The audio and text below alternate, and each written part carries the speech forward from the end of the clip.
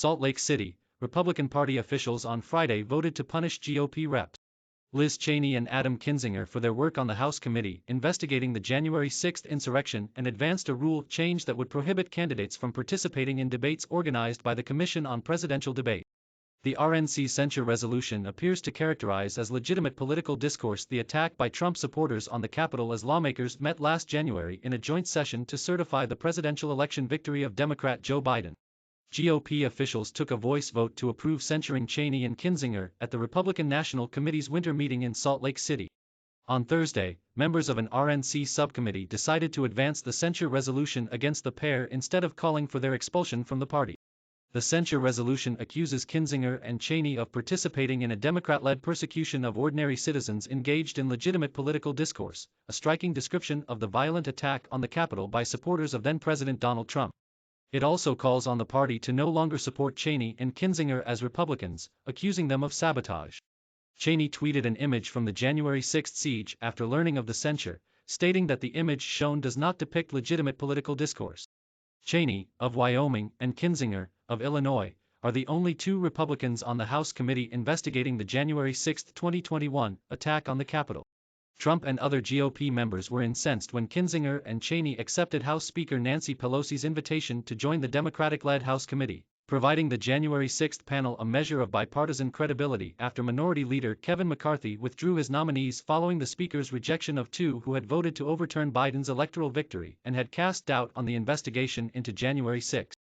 The move to withhold support for Cheney could benefit her primary opponent, Harriet Hageman, who has been endorsed by Trump. Wyoming's primary is in August.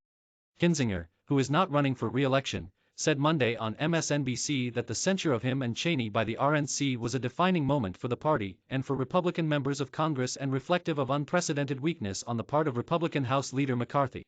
He added that, while the censure move was not particularly surprising, the language of the document, in which the RNC characterized the January 6 committee as engaging in a crackdown on legitimate political discourse, was.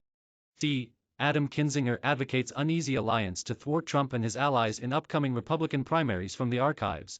Wyoming Republicans vote that Liz Cheney is no longer a member of their party. Senator Mitt Romney of Utah, a former Republican presidential candidate and governor of Massachusetts, tweeted that he considered it shameful to censure persons of conscience, who seek truth in the face of vitriol, adding that one are attachés to Cheney and Kinzinger for pursuing the investigation at great personal cost. Veteran Republican strategist Brendan Buck, a former aide to then House Speakers John Boehner and Paul Ryan, said in an interview with MSNBC on Friday that the censure vote was further evidence that the RNC is no longer functioning as a political party but has become a Donald Trump fan club. RNC members also voted in favor of a rule change that would prohibit their candidates from participating in debates organized by the Commission on Presidential Debate. The institution has been a staple of presidential elections for 3 decades, but Republicans have of late decried the format as biased. Restoring faith in our elections means making sure our candidate can compete on a level playing field, RNC Chair Ronna McDaniel said in a speech on Friday. McDaniel is a niece of Senator Romney. We are not walking away from debates, we are walking away from the Commission on Presidential Debates because it's a biased monopoly that does not serve the best interests of the American people, she added.